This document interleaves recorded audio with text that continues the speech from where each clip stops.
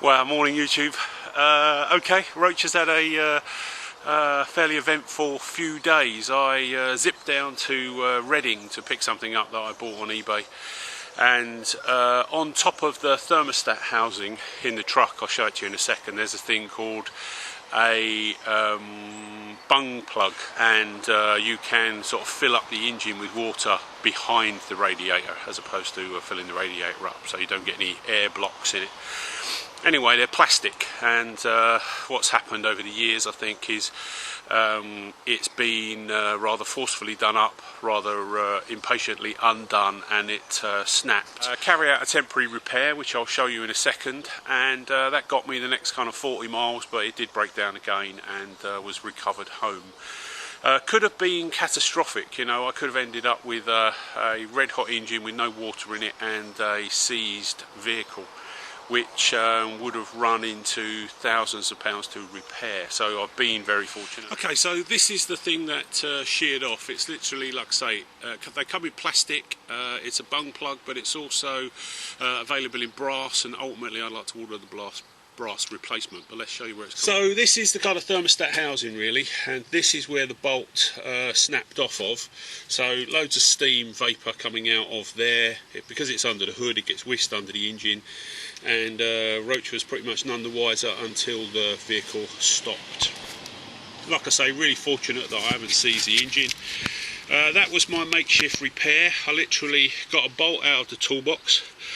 Didn't have one that was the right size, so I just got a bolt, put some blue tape around it to make it the right size, and then just tapped it in there with a... So today what we're going to do is we're taking all these hoses out. Water pump is sort of behind here, so these belts have to come out. I'm going to replace the radiator, not because the radiator is leaking, but because the one that's in there is over 20 years old. So while I'm at it, I thought I might as well get that little job done. That bolt down there you can just about see. Share that one with you.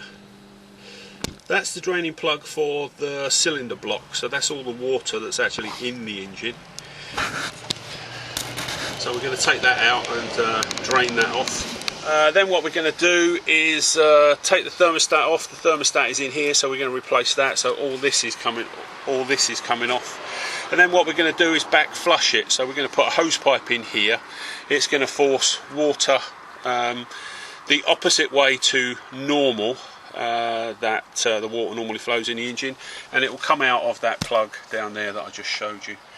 Radiator's coming out, and that's going to get binned and will be replaced. These belts I've kind of got as a stock item, so they're going, and top and bottom, this is the kind of bottom, it's almost like an octopus.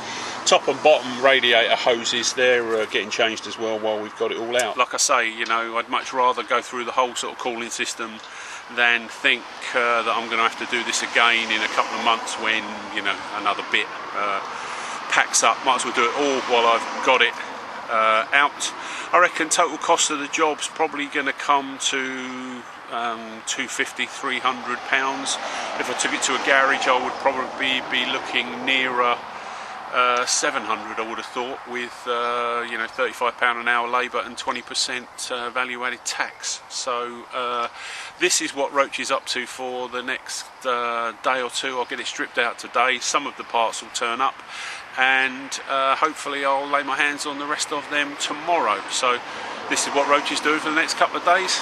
I'll share it with you. So as I'm taking bits and pieces off, all I'm doing is sort of putting them in boxes, making sure I've got all the clips, and sort of tucking them away safe, so that I'm not just throwing them on the ground and losing bits.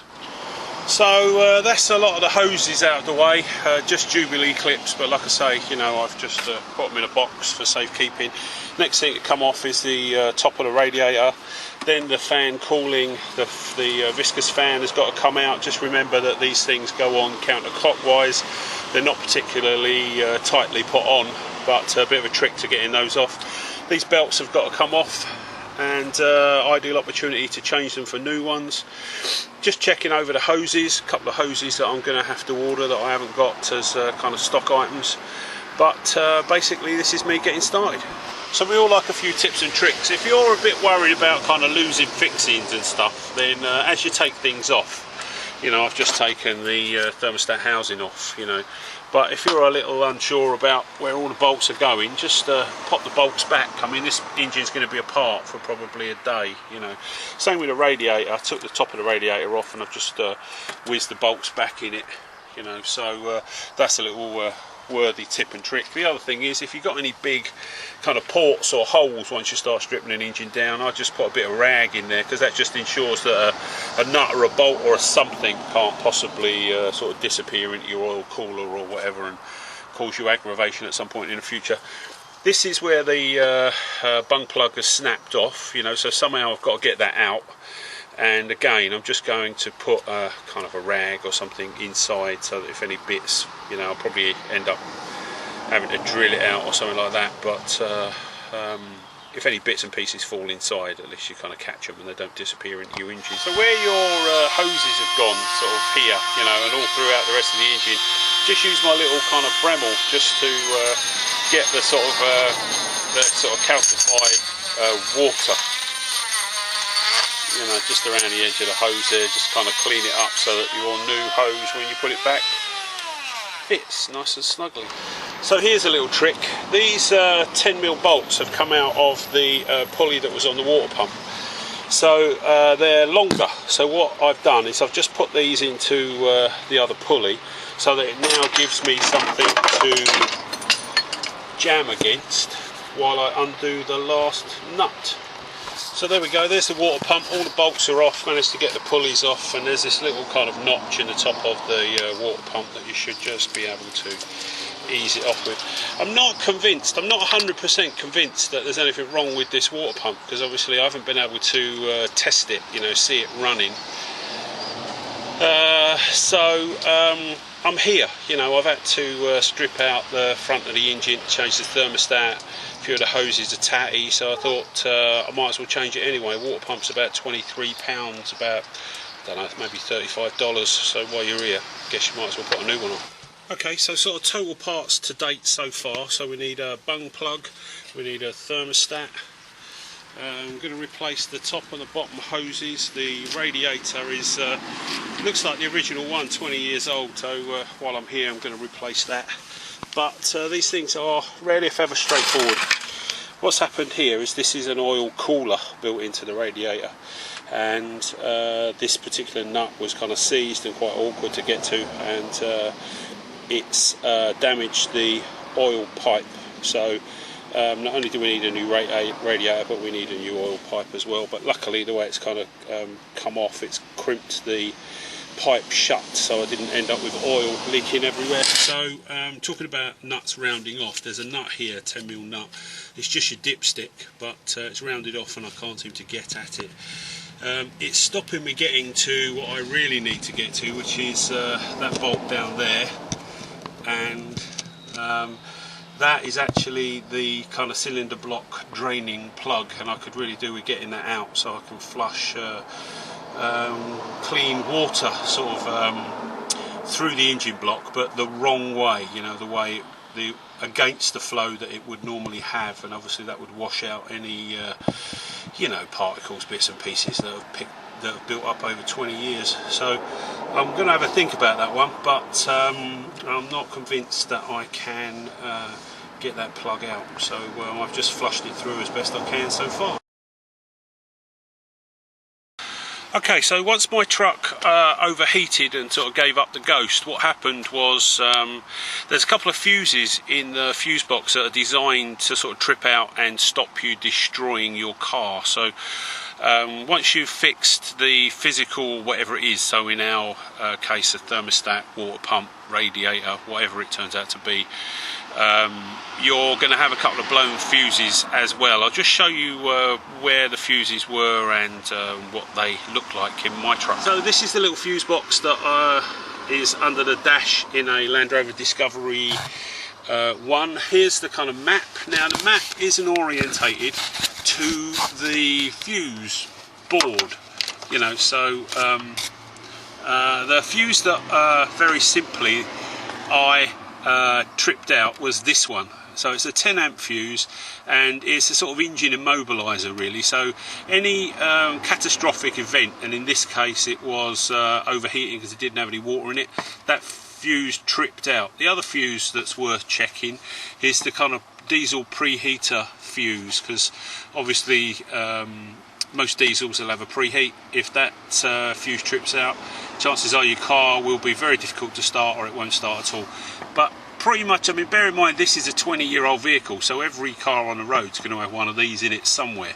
So this fuse is designed in the event of some sort of catastrophic failure, that this fuse will trip out and it will just kill your car. So once you've had the physical repair done, don't forget to check that fuse. Blown fuse. So I've got it stripped down, I'm going to replace this drive belt. It's not until you sort of turn the belt over, you know, and just give it a little squeeze, can you see the kind of wear in it, you know. So like I say, while we got the front of it stripped down, I carry one of these as a spare, so all I do is put the one I've got in stock on the truck and order one up. This is my little spares cupboard. So I've got the top and bottom hoses that I always keep hold of, and drive belts. If you're going to replace your drive belt on your Land Rover Dayco make brilliant belts, and it's not until you compare the two that you'll see what great quality they are. The other thing is, you just want to roughly check that the new belt is the same size as the old belt. I've got that damaged oil pipe that I've got to change, so it's a perfect time to change the oil. And again, just a couple of oil filters, keep it in my little spares box. But as I use these things, so all I'm going to do, next time I've got a little bit of money, I'll just order them up and stick them in the cupboard for next time. So this is the little copper washer out of the draining plug on the sump. It's designed to sort of collapse, so very simply as you tighten it up, so it collapses slightly and ensures you have a good seal. You normally get washers and seals with your new oil filter, so just remember to replace them.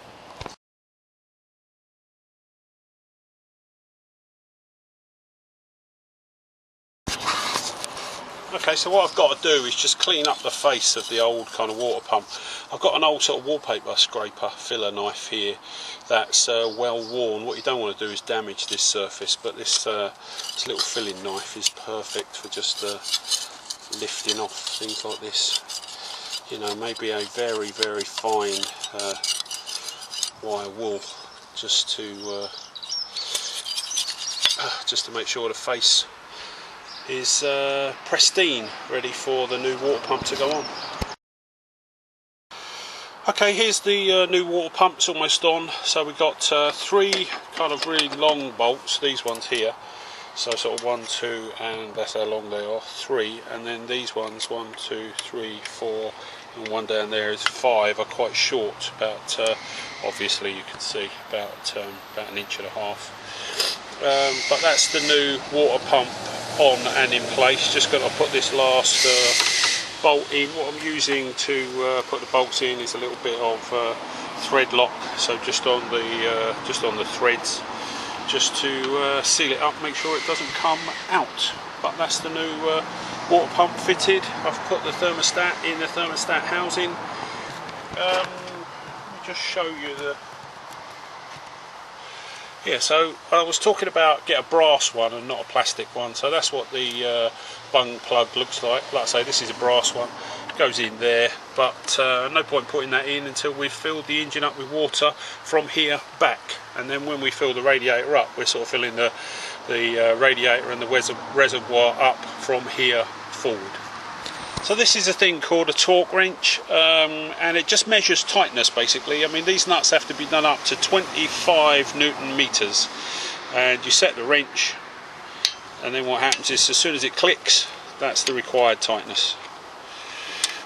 And just go through them all, do them up in a kind of sequence. There we go. And that just ensures that you're not going to over tighten it and snap the bolts off, and they're not so loose that they're going to come undone.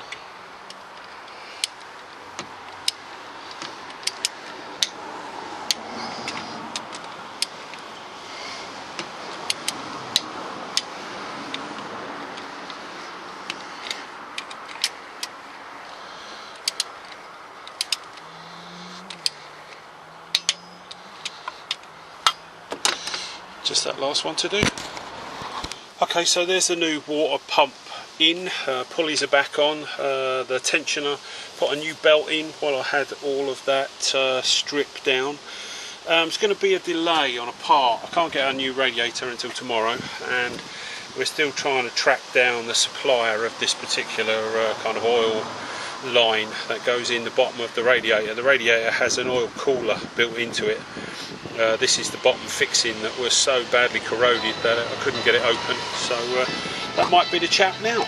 So same again, this is the new top hose, and this is the bottom hose. Looks a bit like a octopus, but going to start putting those in now. But it's silly to have the front of the engine stripped off and not replace these hoses and belts at the same time. Okay, so while we're here, we're going to drop out the oil and change the filter. So I've written the mileage down there, so we've got 142778, and on the bottom I've just put today's date, so 8615, which just means in 12 months, or probably I normally change it about every 6,000 miles really. If you do nothing else to a car but just drop the oil out of it regularly, mate, you will increase its life expectancy probably 2 or 3 fold. So oil filter, nice trick, just write the mileage on it and the date that you changed it.